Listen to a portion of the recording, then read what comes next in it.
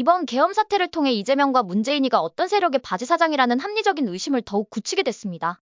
그 첫 번째 이유 하나를 오늘 말씀드리겠습니다. 이재명이는 가만둬도 선거법 위반으로 정치 생명이 끝나게 돼 있거든요. 게다가 이 사건은 1심은 징역형 아닙니까? 그러니 고등법원에서 이재명으로서는 사실상 방어권이 없는 거나 마찬가지입니다. 왜냐고요? 1심 판결문을 보면 어쩌면 선거법 재판에서 가장 핫했던 김문기를 안다라는 부분은 죄는 있는데 아쉽지만 무죄라고 했습니다. 그런데 그러고도 징역형의 집행유예가 나왔습니다. 항소심에서 김정은이가 임명한 판사가 아니라면 이걸 벌금 80만 원 선으로 끊을 수 있을까요? 불가능할 겁니다. 혹시 모르죠? 우원식이 같은 인간을 이재명 선거법 위반 항소심 판사로 앉힌다면 이건 100% 무죄입니다. 근데 이게 가능합니까? 결국은 이재명이는 쫑난 인생인 겁니다. 그런데 이자가 지랄 발광할 수 있게 한편으로 좀 허술하게 보이는 계엄을 윤석열 대통령이 선포한 겁니다.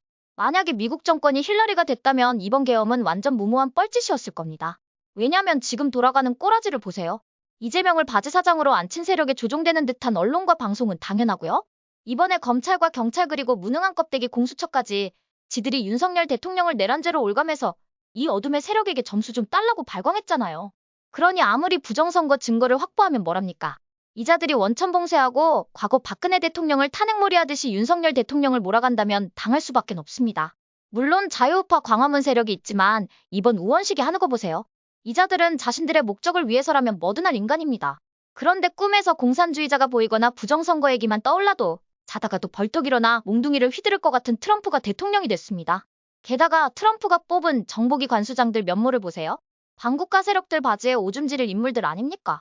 그래서 윤석열 대통령 입장에서 보면 시기는 조금 무리했지만 어쩌면 지금 보면 혼란을 감수하고서라도 그날이 최적의 시기라 판단했을 겁니다. 왜냐면 결국 최종 목적은 이자들을 움직이는 검은 세력을 일망타진하는 것이기 때문입니다. 이재명이 같은 바지사장을 미끼로 걸어서 말입니다. 게다가 이자는 자기 살라고 먼지신 듯 다 할 인간 아닙니까? 문재인이라면 이거 쩝쩝거리면서 오히려 다루기 힘들었을 겁니다. 아무튼 이런 이유가 이재명과 문재인은 어떤 세력의 바지사장이었단 합리적인 의심을 갖게 하는 대목입니다.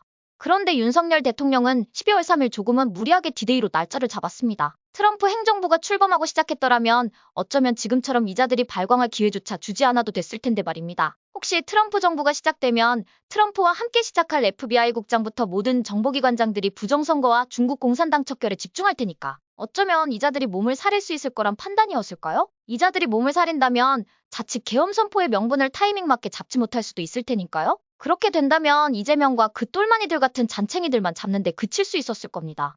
마약 수사가 그렇다면서요. 자칫했다간 몸통을 못 잡고 똘마니 몇 명 잡는 걸고 끝날 수 있다고 말이죠. 그럼 그건 도마뱀 꼬리 자르는 효과 정도밖에 안 되거든요. 그렇게 되면 이 어둠의 세력은 또다시 이재명이 같은 바지사장을 얼마든지 앞세워 대한민국을 자기들 맘대로 휘두르려 할 겁니다. 마치 문재인이 다음 타자가 이재명이듯이 말입니다. 어떠세요? 시청자 여러분도 저와 생각이 같으신가요? 그럼 좋아요하고 구독 한번 꾹 부탁드릴게요. 시청해주셔서 고맙습니다. 전 리포터 헬이었습니다.